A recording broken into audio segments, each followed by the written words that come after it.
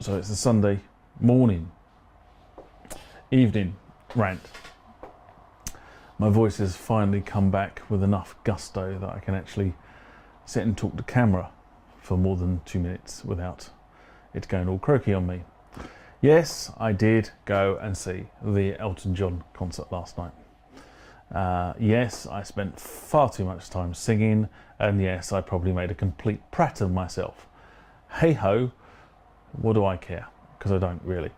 At this point, I would normally go into a whole raft of things about why it's so good, but I'm going to say some really simple stuff and just leave it at that. Elton John is 70 years old.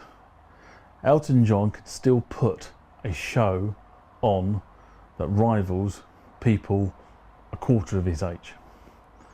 Elton John is the outright showman that we expect him to be. An Elton John concert is a fab event to visit. I'm not going to say any more than that.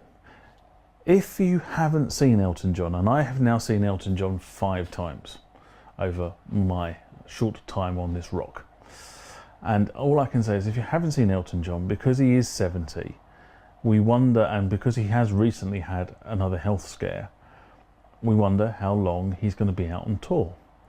Because we know he loves touring, but with his health, stand up for him to be able to do more at the same level as what he currently does, or has in the past. So, if you haven't seen Elton John, and he's in Derby tonight, he was in Twickenham last night, but he was in Derby tonight, they're the tour dates. Get tickets, because I'm damn sure they aren't fully sold out. And it is one show worth seeing. Enough said. So,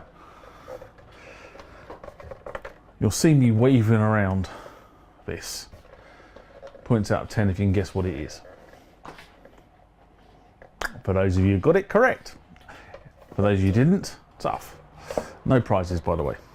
This is, do it to the camera, the Yamaha FB-01. It's a little bit dark in here, this is the reason why. And the reason I've got it out of the rack is because I'm not quite sure why, but all of a sudden this week I seem to have had a lot of comments about the FB-01. I'm not sure whether it's been covered in a magazine or there's been some sort of feature on it and people are looking for an FB-01, but I've had a number of comments on the channel this week, so I thought I'd get it out of the rack and I'd just do some talking, reminiscing more likely, of the FB-01. Now I'm actually looking for a second one of these, and the reason why I'm looking for a second one is because I do like the sound. Now many people have put on the channel what they like about the FB-01. So I'll tell you what I like about the FB-01. I love the bass sounds on it. It has some really, really hard edge FM style bass sounds on it, which you can blend into the back of a track, especially if you put some effects over the top of them, and they make a really, really nice sort of 80s garagey type sound. The other thing I like about the FB-01, this is personal preference, like every comment I make on the channel, is I like the strings and the strings ensembles that it has. They're not up to the modern standards that you would get on a Kronos or a Jupiter or one of the other modern keyboards that's out there at the moment. In fact, they're probably not even up to the standard of this T1 that's sitting behind me, given that this was only a few years after it. But they are extremely useful for padding the soundscape out. So I'll give you a bit of history about me and the FB-01. So I started playing keys about 30 years ago. I didn't start in a very young age. I actually started at quite old. I was in my teens when I started playing keys. And the reason I started playing keys, well, if I'm brutally honest, the reason I started playing keys was because my mate started a band and I thought I'd get in on the action. In fact, I didn't play with them at all. I played with other people, but never with them. So that's why I started. Now, and at the same time, I also came across a very good friend of mine who has been friends ever since, and he's one of these guys who can play keys by ear. He's not a great music reader, but believe me, he can play keys by ear, and he also understands music in depthly, which is rather annoying because I can't play keys by ear. I really do need music to start me off. Anyway, he plays keys by ear, and in the past he's helped me transpose stuff where I've been struggling with something. And at the time, 30-something, 20x, nearly 30 years ago, we used to get loaned equipment because we couldn't buy equipment of our own. We had our own keyboards, and some time ago, maybe you would have seen me pull up my DSR 2000, which Paula Penguin has now. And she's learning to play keys on that at the moment. Sadly, I wish I'd learnt to play keys at the same age she is now. However, she's learning on my DSR. My friend had exactly the same DSR, but we actually then started to sort of invest in other keyboards as we had money. But quite often, because we were in sort of that music community and people swapped things around, we quite often had pieces of equipment which were lent, borrowed, on permanent loan, if things like that still exist. And one of the things we did is we had 4 of these beasties, okay, and effectively we had 4 stereo outs coming out of these and synced on either 1 or 2 MIDI channels between all 4 of them. Now that can make some very, very interesting soundscapes, especially if you detune one or other or more of the FB-01s, so you're just playing slightly out. That can give you a really interesting sound, or if you just delay one or other.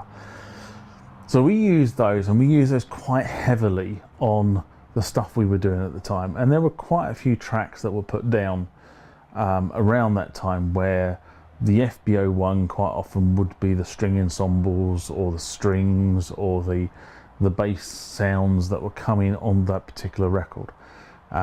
We did record quite a lot around that time, actually, if I'm brutally honest. Probably not an awful lot exists still anymore, but at the time we had quite a lot of material recorded. So that's what I used the FB-01. Now, obviously, I didn't own one back in those days, and I didn't have the cash to be able to go and buy this stuff like I do now.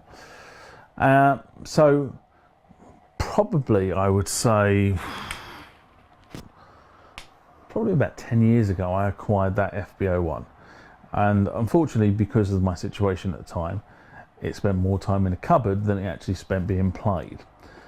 Now, in the last 3-4 years or so, it's been out, it's been used quite a lot.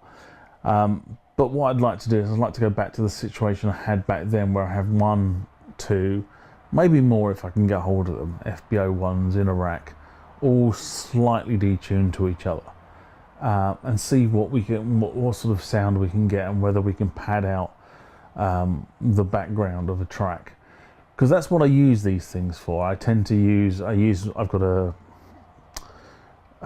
U220, a D110 in the rack in the studio. I've got TX-81Z, and again I use all these things for sort of background stuff that's not in the front of the mix, but stuff that's in the back of the mix, to add padding effectively to whatever I'm doing.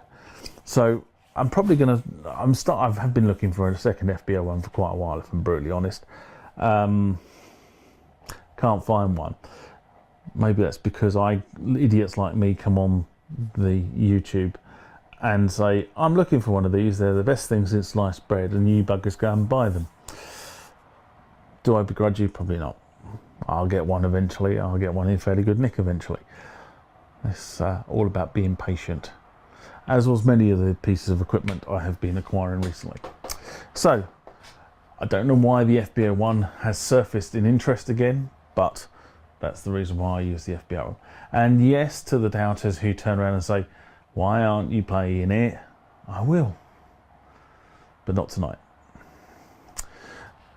So, this week's cheeky bid. This week's cheeky bid was another one of the sound cards for my JV280. In fact, I think I'm only missing one now. I've got 1, 2, 3, 4. I'm missing 4. I think they only did 6, if I remember rightly.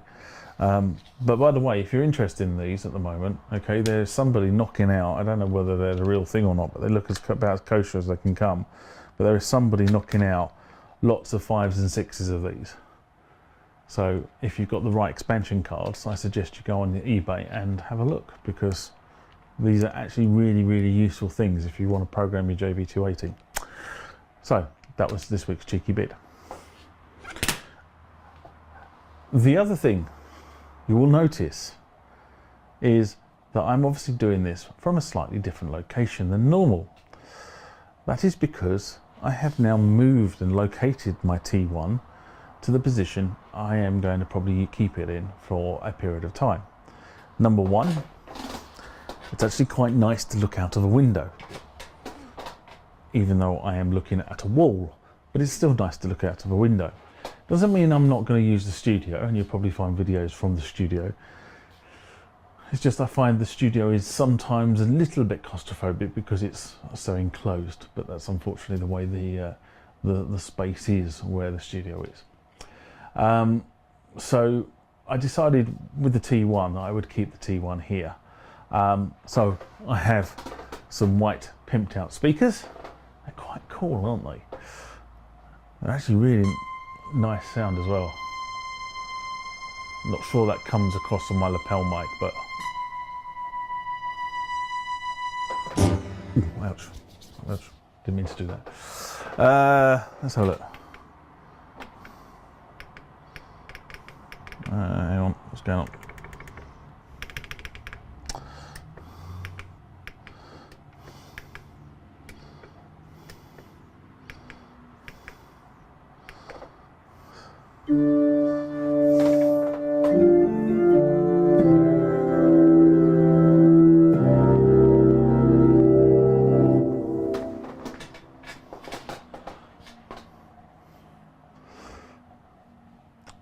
Really nice sound actually, and funny enough I've also been using to play the iPad through this afternoon just so I could listen to the sound. So yes, this is my new workstation for when I'm here as opposed to when I'm there.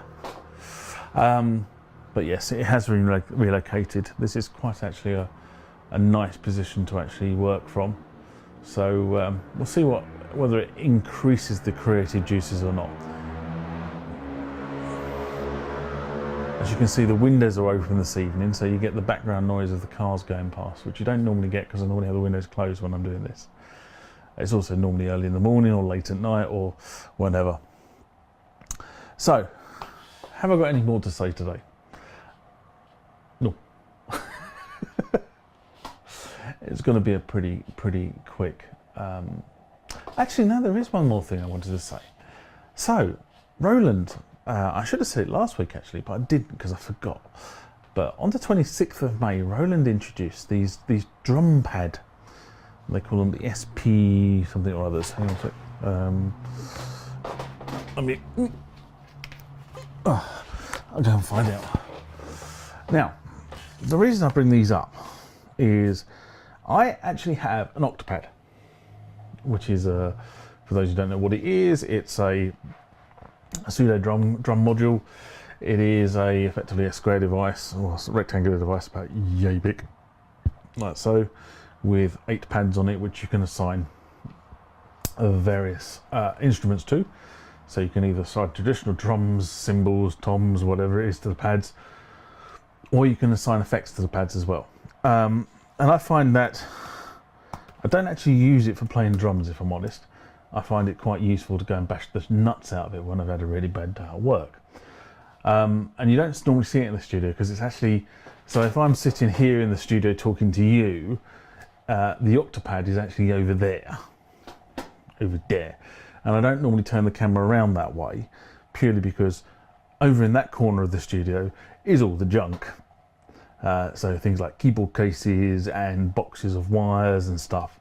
Whereas this side of the studio, which is the bit of the studio you normally see when I'm doing videos, is the nice part of the studio with all the nice keyboards in it.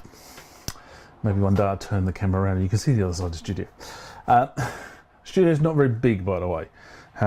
So it is sort of a rather small enclosed space. But it's big enough for all the stuff I'm doing. Anyway, the Octopad is over there. But it's quite nice to go and hit it. And I've also got a couple of pedals for it, sort of, so you can actually play the bass drum or play a hi-hat on it if you wanted to. Again, I very rarely use it for actually recording drum tracks on anything. I just find it a great stress relief to go and bash the nuts out of it. But these little things turned up. Let's go to Roland.com. And I'm quite intrigued by them. I have to be honest, I say I'm quite intrigued. So, there were 4 of these things that they've published, and they call them the percussion pads. And I suppose what the idea is that in the videos you clamp them up alongside a drum kit, and then you, like the Octopad, you can assign different sounds to the pad itself, and it's MIDI switchable, so you can actually have a pedal and you can actually use it to switch between different sounds on the pad. Now there are 4 of them that they have published, and I'm just going to go back to the relevant page. And what I quite like about them is they're split into, it's sort of like the boutique series for drums, if that makes any sense. So you get one which is called Electro, you get one which is called Kick, for beats and kick drums. There's one for percussion, so I assume that is all about sort of percussion instruments. And there's one for waves, which sort of says your own samples. What I'm intrigued about is where would you use them? And that's the reason, because the Octopad is, you know, to be honest, the Octopad is sort of that. You know, it does that. It's already in the Roland lineup to do that. So, I'm not sure. I quite like the idea of them, but I'm not quite sure where I'd use them. I'm also not sure how expensive they are at the moment because I haven't looked at the price. Yes.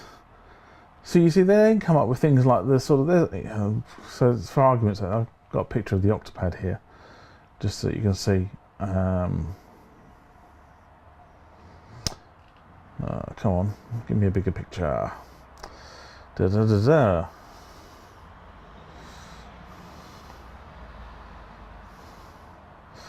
So I don't know whether this is showable on here, but that's the Octopad, and that's what I've got sitting in the corner of the studio. And you know, it sort of does everything that these new things seem to do, which is why I'm a bit confused about where they sit in the product line. Whereas, you know, they're the new pads that have just been introduced. So, not sure about them. Anyway, jury's out. See what people think. Now I'm going to shut up. Have a good one. I'll see you next week. Bye-bye. I've been told it helps the channel out greatly if you hit the like button if you enjoyed the contents of this video. If you want to be notified about future videos that may be made for the channel, please hit the subscribe button.